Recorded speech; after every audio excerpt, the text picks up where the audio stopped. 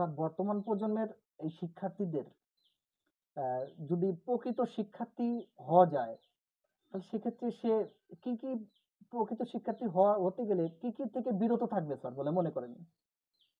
প্রথমত আমাদের চারিত্রিক দিক দিয়ে সব গঠন চারিত্রিক দিক দিয়ে আমাদের শক্ত হতে হবে। আমাদের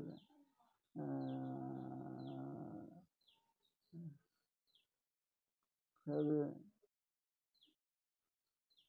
চরিত্র আজকালকার ছেলেমেয়েরা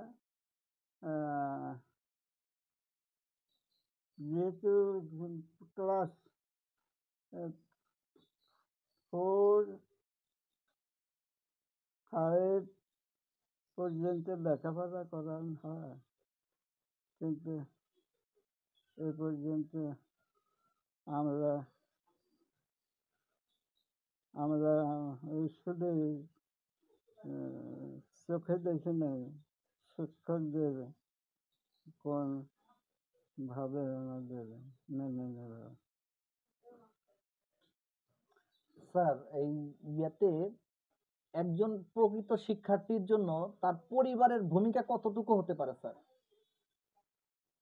পরিবারের ভূমিকা দিতে পারে, কিন্তু আমাদের পরিবারে হ্যাঁ মানে খারাপ ছেলেদের জন্য আমরা বসে থাকতে রাজি না সব সময়। তবে এই লেখাপড়ার ভিতর দিয়ে তাকে এগোনোর জন্য ব্যবস্থা আছে, সেটা আমরা ব্যবহার করি, কিন্তু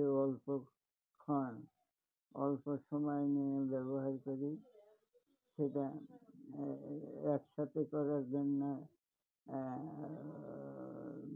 চেষ্টা করি, কিন্তু যে ওঠে না, তাদের উপর মনটাও খারাপ হয়ে যায়, শেষে শেষে বাতিল বেড়ে যায়, বাদ বেড়ে যায়।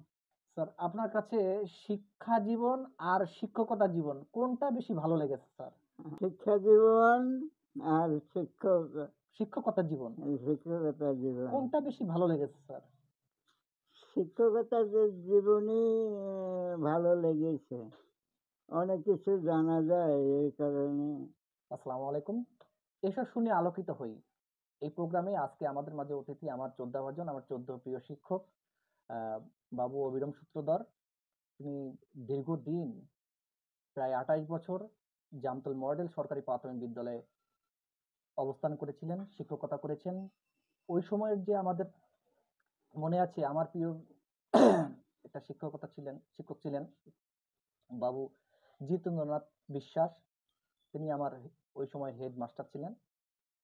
পাশাপাশি আর একটা প্রিয় শিক্ষক মোহাম্মদ শামসুল হক। পরবর্তীতে আমরা যখন বের হয়ে আসি, পরবর্তীতে তিনি প্রধান শিক্ষকের দায়িত্ব পেয়েছিলেন। আমাদের সময় ছিলেন সহকারী শিক্ষক।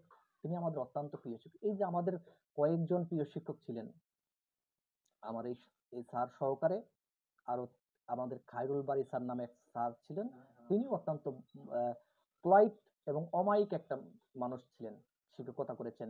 মানুষকে, ছাত্রদের কিভাবে যে ভালোবাসতেন আমরা বলে বোঝাতে পারবো না। পাশাপাশি ওই সময়ের আমাদের বেশ কিছু ম্যাডাম ছিলেন, যে আমার যতটুকু মনে পড়ে আনোয়ারা ম্যাডাম নামে এক ম্যাডাম ছিলেন, তিনি আমাদের অনেক ভালোবাসতেন। পাশাপাশি আঞ্জুয়ারা ম্যাডাম ছিলেন, তিনিও অনেক ভালোবাসতেন। নার্গিস আক্তার নামে এক ম্যাডাম ছিলেন, তিনিও যথেষ্ট ভালোবাসতেন। তো আমরা শ্রদ্ধা ভরে স্মরণ করছি আমাদের এই প্রিয় শিক্ষক বৃন্দদের এবং মহান এই পেশায় যারা যুক্ত ছিলেন, আপনাদেরকে শ্রদ্ধা ভরে স্মরণ করছি। আর এসব শুনে আলোকিত হই প্রোগ্রামের উদ্দেশ্য আপনাদেরকে দেখানোর উদ্দেশ্য একটাই, যে এই যে বরেণ্য শিক্ষাবিদ, শিক্ষক ছিলেন এক সময়ের, এই শিক্ষকগণের যে চাহিদা, যেভাবে পড়াশোনার ক্যাপাসিটি, যেভাবে মানুষ করার একটা অ্যাবিলিটি ছিল, এখন কিন্তু বর্তমানে কিন্তু কম। আগে শিক্ষকরা যেমন যে রাস্তায় গিয়েছেন, ওই রাস্তায় কোনো ছাত্র থাকলে ওই শিক্ষকের সামনে দাঁড়াতে পর্যন্ত সাহস পেতেন না। যদিও দাঁড়াতেন, মাথা নত করে দাঁড়াতেন। এমন একটা ভীতিকর পরিস্থিতি এবং স্যারকে যে সম্মান দেওয়া, যে স্যারের সামনে যাবো, কোনভাবে যাবো? হয়তো স্যার একটু মাইন্ড করবে। এই যে একটা সম্মান, এখনকার কিন্তু দেখাই যায় না। আমরা যত আমার দীর্ঘ বিশ্বাস, আমি দীর্ঘ শিক্ষকদের যে সাক্ষাৎকারগুলো নিচ্ছি, এই সাক্ষাৎকারগুলোতে আমি অনেক দেখেছি, অনেক শুনেছি। বর্তমান যে শিক্ষা কার্যক্রমের ব্যবস্থা, সেটা মেধা তৈরির কারিগর না হলে কিন্তু এই শিক্ষা দিয়ে কোনো লাভ নেই। হুম, কাজেই আমরা আসুন, এই যে আমি যে সমস্ত শিক্ষক করে মহান ব্যক্তিদেরকে আপনাদের সামনে হাজির করছি, আপনাদের সামনে কিছু তাদের কথা শোনাচ্ছি, তুলে ধরছি।